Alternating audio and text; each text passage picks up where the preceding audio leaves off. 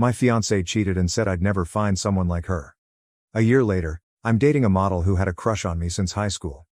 So, when going around Reddit the other day, I came across this post about a guy whose girlfriend was cheating on him and didn't care. She was absolutely honest about it, as if it were no big deal. It was insane, and it made me think about my ex-girlfriend. I haven't told many people about this incident, mostly because it's long and, well, it was unpleasant at the time. But after reading that post, I thought, what the heck, I might as well give it a chance. Keep in mind that this occurred approximately 2 years ago. I met my ex, let's call her Chloe, through a dating app. It wasn't one of those applications seeking a quick hookup. It was one of the more serious ones, with people reportedly hoping for a relationship. Anyway, at the time, I was 33 and she was 30. We matched, chatted, and there was an instant connection. It's difficult to explain, but we just understood each other. We shared the same sense of humor, interests, and could talk for hours without becoming bored. It was very refreshing. After a few weeks of online and phone conversations, I eventually invited her out on an actual date. I was a little nervous, to be honest, because she was so lovely. I mean breathtakingly stunning. I am not suggesting I am a troll or anything. I think I'm a decent-looking guy, but she was clearly in a different league. I remember thinking at the time that I probably wouldn't be looking for anything serious with her because, girls like that usually have a lot of options. I did not want to have my heart broken. Being with someone who is overly attractive is a strange problem, I know, but it can provide its own set of challenges. Anyway, she agreed to the date, and we had a great time. It just validated everything I felt during our internet conversations. We started seeing each other more frequently after that, and it became formal very quickly. One thing that was continually on my mind was how much attention she received from other men. She would tell me about it occasionally, even when we were together. A guy would shamelessly hit on her in front of me, or she'd receive messages from guys via social media. At first, I wasn't concerned by it. I trusted her. I got the impression that she wasn't interested in anyone else and was truly interested in me. Stupid, I know, but that's how I felt at the moment. I was simply enjoying being with her, and I didn't want to be the jealous, insecure lover. Things were going great, really great, except for one tiny item that kept lingering in my mind. We were having one of those crazy late-night chats where you speak about random things, and the subject of hall passes came up. If you're not familiar with the term, it refers to a hypothetical situation in which you and your partner each got to choose one celebrity with whom you would be allowed to sleep, no questions asked. It's meant to be a jest, a bit of fun, but it can occasionally expose some underlying sentiments. Anyway, she brought it up, which struck me as weird. Usually, I'm the one who initiates such silly chats. She said her hall pass was Justin Timberlake, which is fair enough. He's a nice-looking guy. But then she said something that really resonated with me. She added, I don't think there are many celebrities who would say no to me, with a slight smirk, as if she was entirely serious. Now, I knew she was beautiful, I had always known that, but hearing her say it in that way simply rubbed me wrong. She seemed to be accepting that she could have pretty much any guy she wanted, which made me uneasy. It seemed out of character for her too. Despite her outward appearance, she had always been quite approachable. It just felt arrogant. It made me feel uneasy. I said nothing at the moment. I just laughed it off and we went on to the next issue. But the comment persisted in the back of my mind. I kept thinking about it throughout the next few days. The feeling vanished, and things returned to normal, but I never forgot about it. The shift in her behavior, things were going really well for a while after the hall pass chat, but then I noticed a shift in her behavior. It was faint at first, but as time passed, it grew increasingly clear. She began arriving home later than usual. Normally, she'd arrive home from work about 6 p.m., but she began arriving at 7 p.m., maybe 7:30, or even later. And what were the arguments she gave? They were basically lame excuses. She'd say things like, "Oh, I just lost track of time," or "I ran into a friend and we chatted for a bit." It was strange because she used to be so thorough about her day. If she was late due to work, she'd tell me everything, what project she was working on, who she spoke with, and so on. Now, it was simply these vague, meaningless reasons. On top of that, she became quite irritable. If I inquired why she was late, she would snap at me. She'd become defensive, claiming I was being overly controlling or that I didn't trust her. I didn't want to fight, so I usually backed away. I am not a confrontational person, especially when someone is already in a foul attitude. However, the late nights persisted, as did the nebulous reasons. My suspicion began to deepen. It was like a small voice in the back of my head saying, "Something's not right here." I tried to ignore it, but it became increasingly difficult. confrontations and denials. Finally, I asked her if there was anything wrong. I said, "Is everything okay? You seem different lately?" She denied it, of course. She responded, "No, everything's fine. I'm just stressed with work." The usual. I wanted to believe her. I actually did. A few days passed, and the same things happened. I couldn't keep it in anymore. I informed her again that her behavior was unusual and that I was concerned. This time, she appeared to understand what I was saying. In reality, she apologized, claiming that it was all due to stress and exhaustion and insisting that it was nothing personal.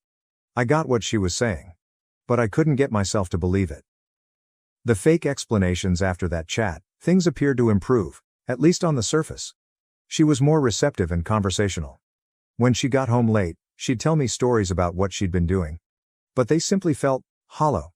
There was something about the way she told them, the lack of information, the avoidance of eye contact, that didn't feel right. I remember one particular night. She arrived home late and told me a story about running into an old coworker and having drinks with him. And I knew she was lying. It was like a light bulb went out in my head. I can't describe it, but I received the overpowering impression that she was hiding something really important. And that's when the thought occurred to me. She was having an affair. It wasn't just a minor issue or misunderstanding. This was a full-blown affair. I knew I couldn't simply let it go. I couldn't pretend everything was fine. I needed to discover the truth, one way or another. Her conduct had shifted dramatically from the woman I first met. It was impossible to ignore. This was not the person I had fell for before. Something was clearly wrong, and I was determined to find out what it was. The plan. Okay, I'm sitting there, convinced that my girlfriend is cheating on me. My initial thought was, I need to check her phone. I mean, that's where all the proof should be, right? Text messages, emails, social media, everything. But I quickly knew it wouldn't work. First and foremost, she was always on her phone, making it very impossible to take it away long enough to conduct a thorough search. Even if I did comprehend it, I'm not exactly a tech expert. I wouldn't know where or what to look for, and she'd probably removed anything damning anyhow. Plus, I needed proof. I didn't want to locate a questionable text message and then confront her with it. I wanted to catch her in the act, to know without a doubt. So I decided to take a different way. Hire a private investigator. Yeah, I understand. It seems like something out of a film, but I was desperate. I needed the truth. And I wanted someone who knew what they were doing to guide me to it. I wanted to know who this guy was and where they were meeting. I conducted a Google search for private investigators in my area and discovered one with positive reviews. I contacted them up and scheduled a meeting. I remember being quite scared when I walked into their office. It seemed like I was accepting defeat. I sat down with the investigator, a guy who appeared to have seen it all before, and told him everything. I recounted the entire event, from the hallway conversation to the late nights and lame explanations. It took a while, but he just listened calmly and nodded. He made no judgments about me. He did not make me feel foolish. He was just listening. Then he stated he'd seen this type of thing 100 times before. He preferred to do surveillance for 2 weeks because her late nights were variable, but this would be somewhat costly. We ultimately agreed on 10 days. I gave him all of her contact information, including her phone number, email address, and where she worked. Before I departed, he told me not to contact him until the 10 days were up, unless it was an emergency. It'll be difficult, he told me, but you need to let me do my job. I agreed. I knew it would be torment, but I had to believe him. The longest 10 days of my life. These 10 days were among the longest of my life. It was awful to know that this investigator was following my fiancé and could unearth proof that confirmed my darkest concerns. I felt helpless, just waiting, wondering, and thinking all kinds of possibilities. It was difficult to focus on anything else. Work was a nightmare. I could not sleep. I barely ate. And the worst part? Throughout the 10 days, she consistently arrived home late. 3 times, she arrived home after 9 p.m., using the same tired, pathetic justifications. Oh, I had last-minute plans with some friends. Traffic was terrible. She had no idea that every time she said those things, it further confirmed my suspicions that she was lying. Each time she was late, I thought, okay, this is it? This is when the investigator will catch her. It simply offered him more opportunities to get the evidence I required. The truth comes out. Finally, the 10-day period ended. The investigator phoned me precisely on time. He didn't say much over the phone, just that he had the information I needed and asked if we could meet in person. I answered, yes, absolutely. This was something I needed to hear face to face. I couldn't bear hearing this kind of news over the phone. I had been waiting for what seemed like an eternity, and I needed to see his expression to know for certain that what he was telling me was true. I drove to his office, my hands trembling on the steering wheel. I felt terrible to my stomach. When I stepped in, he was sitting with a manila envelope on the desk in front of him. He motioned for me to sit down. Then he asked if I wanted him to simply explain what he discovered or if I wanted to examine the contents of the package myself. I said I wanted to hear it from him first. I thought it would soften the blow a little. In my brain, I compared it to walking in on your partner cheating and having a moment to brace yourself before the gut punch.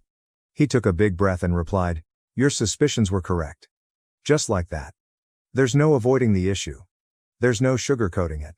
He informed me that he had followed her to an apartment building 3 times.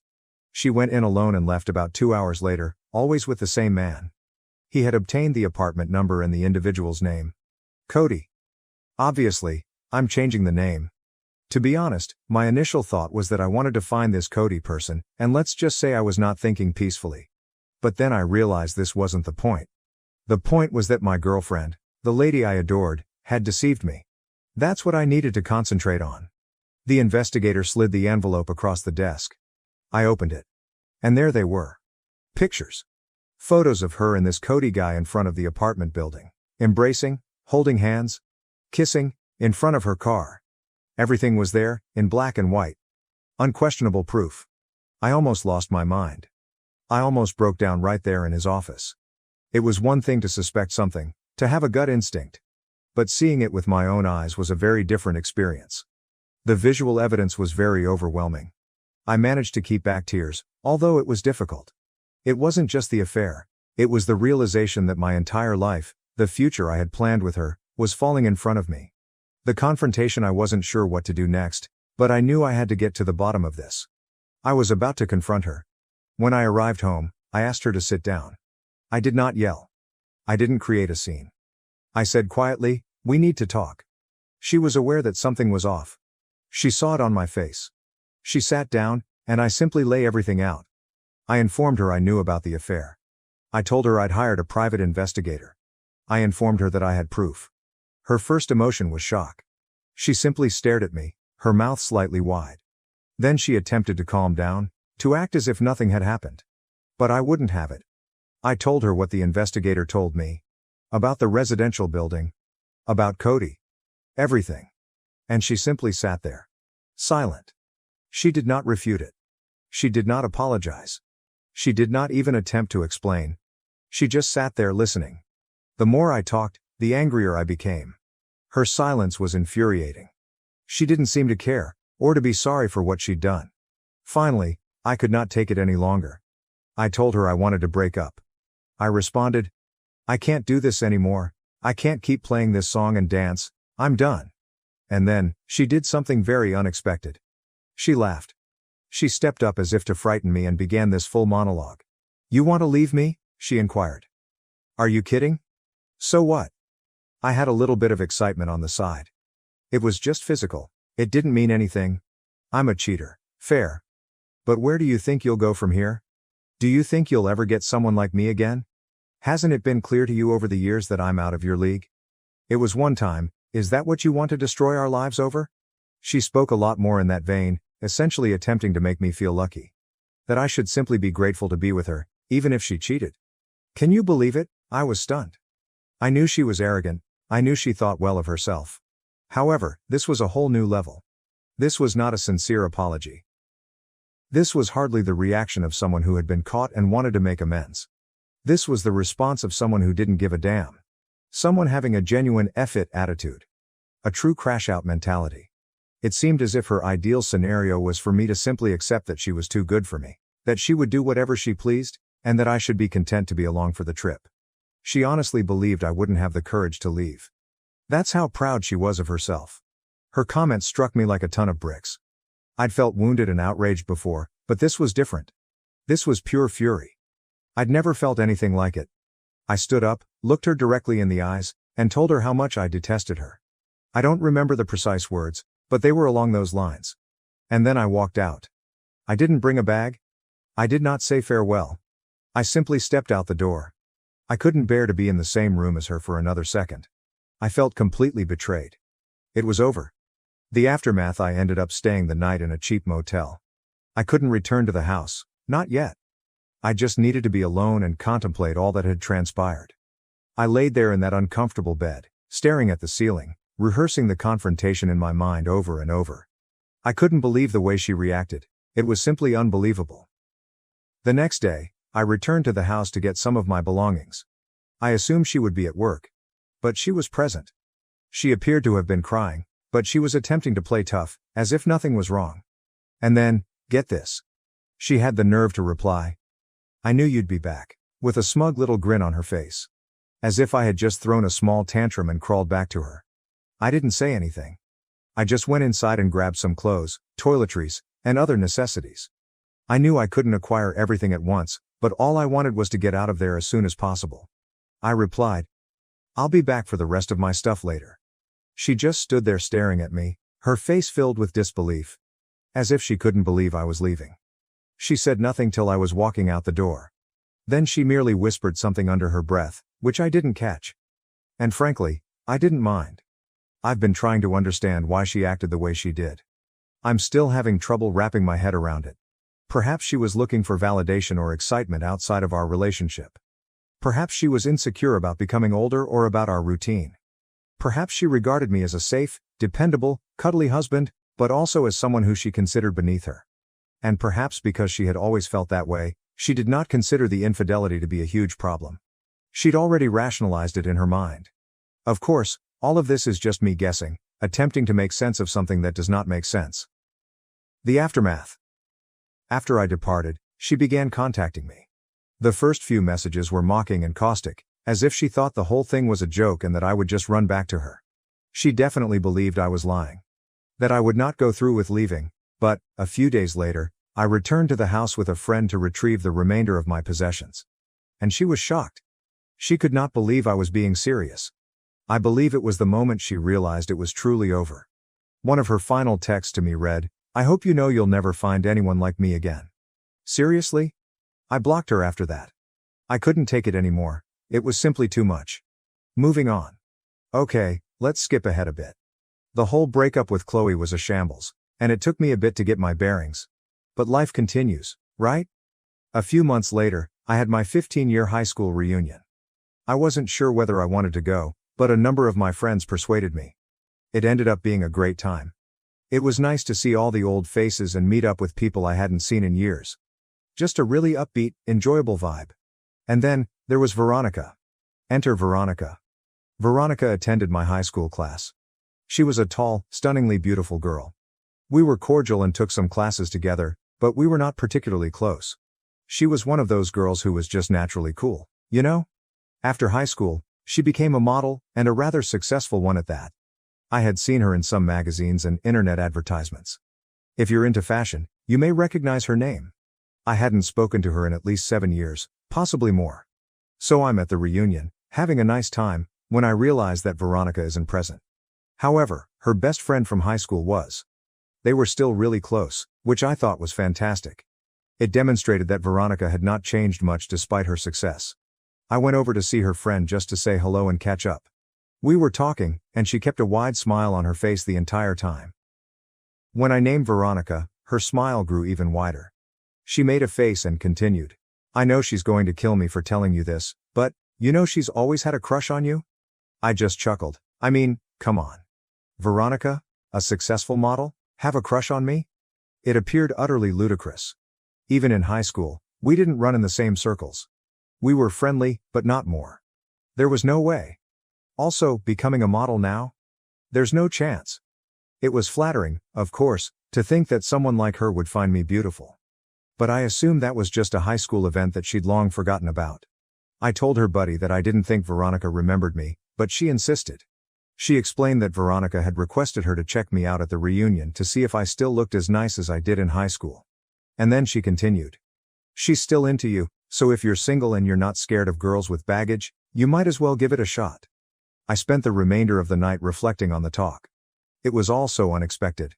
I won't lie, it felt wonderful to know that someone like Veronica was interested in me, especially after what had occurred with Chloe. It felt as if here was this woman whom my ex would have deemed out of my league, and she was allegedly crushing on me. It made me understand how useless Chloe's remarks were, and how much she wanted to bring me down. It provided a significant confidence boost. Taking a chance. Following the reconnection, I decided to take a chance. I figured, what could I lose? I decided to contact Veronica online, as the kids say. I found her on Instagram and messaged her. I also informed Veronica's friend that I was going to message her in case she did not check her direct messages from people she did not follow. I did not want my message to be lost in the mix. And then I waited. And waited. And waited. I waited 5 days and heard nothing. I'd completely forgotten about it, to be honest. I believed she was probably busy, or that her buddy had exaggerated things. I wasn't too concerned about it. But, ultimately, she replied. And her message was quite enthusiastic. She wrote, "Oh my gosh, Keith. It's been so long. Now, I've heard that the more letters a woman repeats in her text to you, the more she likes you. I'm not sure if it is accurate, but it felt like a good sign." We began messaging back and forth, catching up on pretty much everything. We spoke about high school. About what we have been up to since then. About our jobs. Our families. Everything. After a few days, Veronica recommended we switch to FaceTime. She claimed she was tired of typing so much. I was delighted, of course, and we began making video chats virtually every day. A deeper connection. During those video talks, I began to understand more about her life as a model. She told me everything about the industry, the travel, the photo shoots, the ups and downs. She was in Brussels at the time, working on a campaign, and even gave me some photos from the set. That was fascinating. And it was awesome to watch her in her environment. It also allowed us to connect on a deeper level while being thousands of miles apart. After a few weeks of almost daily communication, it began to seem like we were dating. We hadn't formally called it that, but it seemed like more than simply friendship. So, I decided to be a little corny and simply ask her, "What are we?" She chuckled and said we were really wonderful friends, but she wanted to be more. I saw this as a cue to ask her if she wanted to be my girlfriend. She quickly agreed. With no hesitation. It was a wonderful feeling. The long-distance challenge. Obviously, the long-distance aspect was challenging. She was a model traveling the world, while I was here doing my regular work. I had a long-distance relationship when I was younger, and I despised it. It was difficult to maintain that connection, to feel like you were truly a part of each other's lives. But this was different. This was Veronica, and she was already so important to me that I was willing to go to any length to make it work. So I booked a flight to Brussels to see her. She was going to be there for a few weeks working on a project, so I decided it was the perfect time to see her and get a taste of her culture. The trip that changed everything. The trip was just stunning. Brussels was beautiful, of course, but being there with Veronica was incredible. It seemed like a dream come true. It taught me that I shouldn't give up on love because of a single negative experience, that there were still excellent people out there, people worth the effort. She even brought me to one of her photo shoots. I got to watch her work, see her in her element, cheer her on from the sidelines, and take some of my own photos. It was so great to watch her doing what she loved, and it made me feel even more connected to her, as if I were truly a part of her life. The Instagram mishap. So I was in Brussels, having the time of my life with Veronica. I took a lot of photos during the photo shoot and decided to share a few of them on Instagram. I didn't upload them to my main feed, though. Instead, I shared them on my close friend's story, expecting just a limited group of individuals to view them. Here's the thing. I completely forgot about my ex, Chloe, who was still on my close friends list. I rarely use Instagram, so I didn't think to block her there. I had blocked her everywhere else, but not Instagram. A big mistake. I received a message from her just a few hours after posting the photos. Remember, we hadn't spoken in almost a year by this point. The message stated, "Who's that? Why are you playing groupie?" A laughing emoji appears next. I quietly responded, "That's my girlfriend." I said nothing else. She did not respond right away. I could see the little typing sign emerge and disappear several times over the following 10 minutes, as if she was writing something, deleting it, and then writing something new. Finally, she only sent a snarky message. Sure. The final goodbye. That's when I decided to try it. I informed her that she didn't have to trust me. Then I said, "If you thought you were out of my league, then Veronica is out of this world." I also questioned her. "How's your man from back then doing?" I knew it would sting.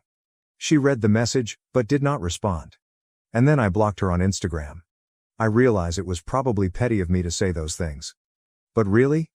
I believed she earned it. And I did not want her to have any further access to my life. Any more opportunities to get under my skin? Even yet, I'll admit that I was curious about her reaction. I'll admit it. Happy ever after? And that, my friends, concludes the story. It's been an exciting voyage, to say the least. But I can honestly tell that I am happier than I have ever been. Veronica and I have been dating happily ever since our vacation to Brussels. And I won't lie, I'm thinking about proposing before the end of the year. Don't tell her, however. Veronica is a true blessing in my life. She is kind, she's funny, she is intelligent, she's stunning, both inside and out. And she makes me feel like the luckiest man in the world. I am really relieved that things did not work out with Chloe, because if they had, I would not have met Veronica. I understand that some people may criticize me. Could respond, oh, he's just with her because she's a model. Thus, long distance never works. But I don't care. I refuse to let anyone's criticism spoil my relationship with Veronica. She is great, and I'm quite thrilled. If things don't work out, you may come back here and tell me I told you so. But God knows, I don't see me penning another piece here. So, that's it. That is my story. It's a story of treachery, heartbreak, and eventually finding love and happiness in the most unexpected places. Thank you for listening. Reading, I suppose. Thank you for watching. If you haven't subscribed yet, please do so and hit the notification bell to stay updated with more shocking real-life stories happening around you.